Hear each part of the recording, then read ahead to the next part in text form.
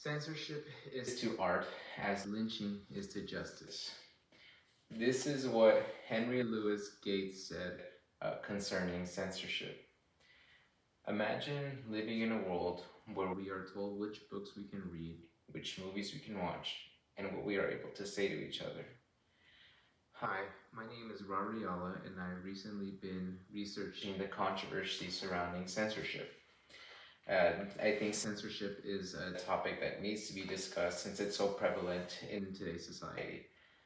And in order to tackle that subject matter, I want to go over some of the key aspects and discuss their impact on our civil liberties, on our First Amendment. So, to start that off,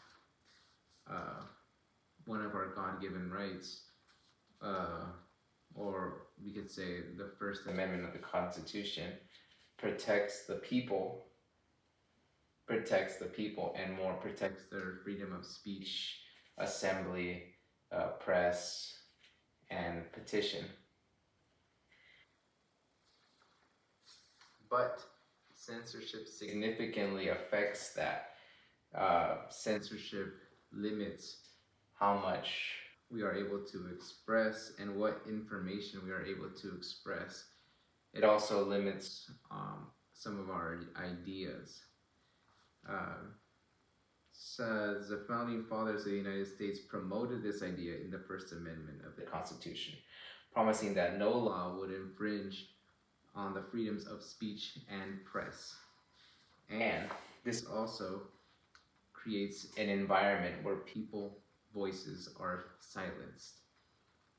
And when people's voices are silenced, then only some of the ideas are being filtered through. So only some of the ideas are able to be spread amongst the people.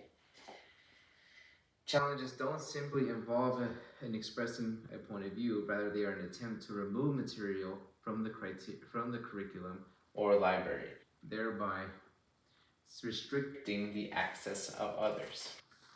On the other hand, in favor of censorship, censorship is born from the idea of wanting to protect the people, from the nature of wanting to protect people from, let's say, hate speech. As Ben McIntyre said in his novel, The True Spies of D-Day, where he quotes Winston Churchill in one of his speeches during World War II, where he says that the truth in wartime, the truth is so precious that she should always be attended by a bodyguard of lies. Meaning that the truth is sometimes so precious that it should be protected. And sometimes it can be implied that protection comes in the form of censorship. And censorship in that aspect prevents the spread of hate speech. It also prevents the spread of misinformation. Some people support specified forms of content restriction, such as imposing age restriction limits on media that may be inappropriate for children, while imposing other forms, such as the suppression of politically unpopular opinions. The government, however, needs to be careful with this, because if they begin to impose, they begin to push these actions, they may also begin to impose on our civil liberties.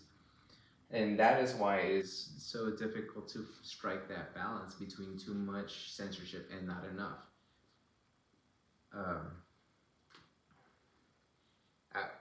At what point do we begin to say that we have not enough censorship, where we begin to run the risk of speaking and saying words and spreading ideas that begin to hurt the people of the society? And then at what point do we begin to say we have too much censorship? So much censorship, then can we even truly say that we live in a democracy?